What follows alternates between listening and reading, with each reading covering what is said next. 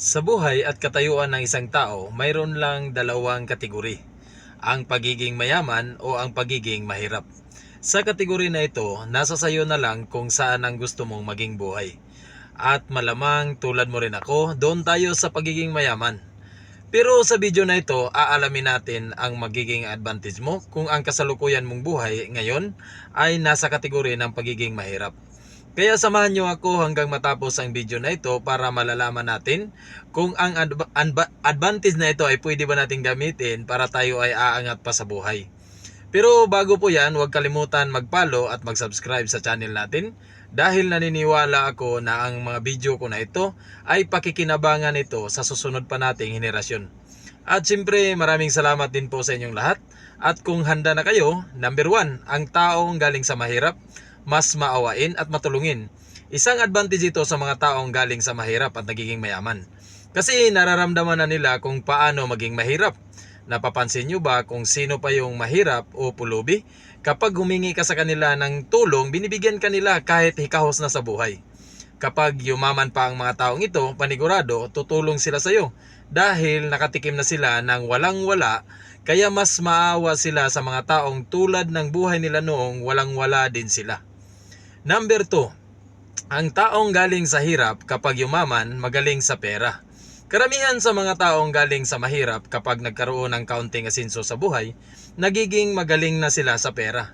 Ayaw na nila na mawalan pa ng pera kasi nararanasan na nila kung gaano kahirap pag walang pera.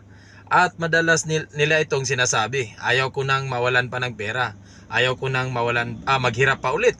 Kaya kung may pera siyang naiipon, nag-iisip pa ito ng paraan kung paano pa ito mapadami. Hindi tulad ng ilang taong napamanahan ng pera galing sa magulang at hindi pinaghirapan, yung iba kalaunan nauubos lang din ang mana nila dahil nagastos lang sa mga walang kwentang bagay. Number 3, dahil mahirap ka, mas lalo kang naging matibay. Dahil sa kahirapan ng buhay, mas lalo kang pinagtibay. Nagiging strong ka sa pakikipaglaban, sa kahirapan at problema. Kaya mapipilitan ka talagang magsumikap at magtrabaho. Kahit pagod ka, kahit may sakit ka, gagawin mo talaga na posibleng dahilan pa para maging mayaman ka. Ang mahirap na tao, hindi lang malakas mentally, pati pisikal, ay malakas din, hindi kalampa. Tulad ng ibang taon, hindi sanay sa hirap na kunting pagsubok at kunting pagod lang, aayaw na kagad. Ang mahirap kayang bumuhat ng mabibigat na bagay. Kaya kung napapansin mo, ang mga mahihirap malakas ang katawan. Kaya malaking advantage ito, mental at physical strong. Number 4, kapag mahirap ka, maaga kang mag-mature. Ang taong mahirap ay kayang mabuhay mag-isa. Hindi mo na kailangan gumastos pa para magkakaroon ng driver, yaya, mga alalay tulad ng nasabi ko, maaga kang magmamature. Kahit edad 12 ka lang, yung utak mo pang 20 years old na. Napipilitan kang magtrabaho, napipilitan kang mag-alaga ng mga kapatid mo. Kumbaga, hindi ka spoiled.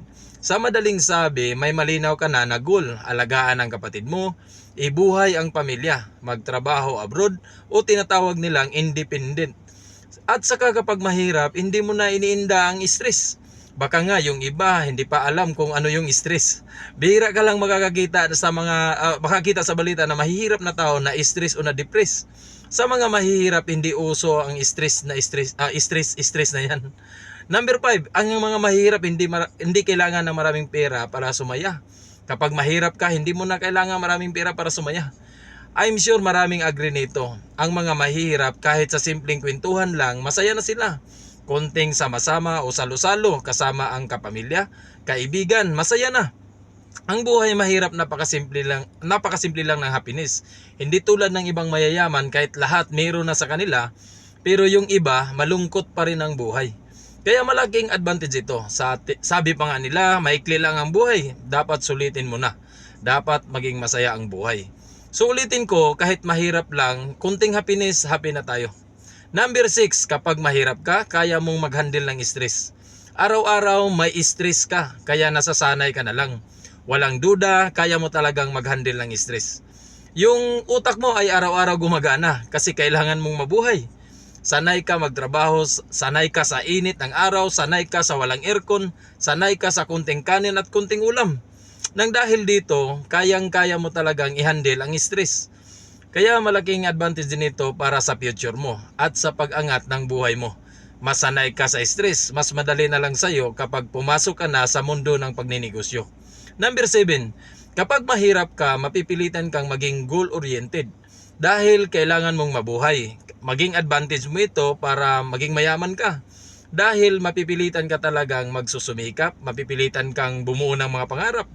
Dahil maiisip mo palagi paano na lang yung mga anak mo kung maging tulad din sila sa'yo na salat sa buhay. Kaya no choice ka dito. Kailangan mo talagang magsikap dahil kailangan mong kumain. Kailangan mong magpaaral ng mga anak mo. Kumbaga nakapokus yung energy mo para sa future. Kailangan ko gawin ito, kailangan kong mapagtapos ang mga anak ko sa school. Kumbaga trabaho tulog ka na lang. Kasi ayaw mong maghirap pa. Ika nga, mapipilitan ka talaga. Mga bagay na gusto mong matutunan, pinag-aaralan mo talaga. Number 8, kapag mahirap ka, magaling ka maghanap ng paraan. You become a resourceful person. Kahit sa maliliit na pagkakakitaan, aware ka. Madiskarte ka, kahit ultimo pagbili ng mga gamit, alam mo kung saan ka pupunta. Doon sa makakatipid ka. Pati toothpaste, abot hanggang dulo ang paggamit mo niyan. Tinutupi mo pa. Mas maingat ka sa mga gamit mo dahil alam mo na kapag nawala o nasira ito, wala ka ng pambili nito. Kaya para sa akin, advantage mo ito. Kapag dumating ang araw na yumaman ka na, sigurado ako maging mayaman ka palalo dahil sanay ka sa buhay mahirap. Hanggang dito na lang tayo. Ulitin ko, gamitin mong advantage sa pagiging mahirap para yumaman ka. Hanggang sa susunod nating video. Paalam.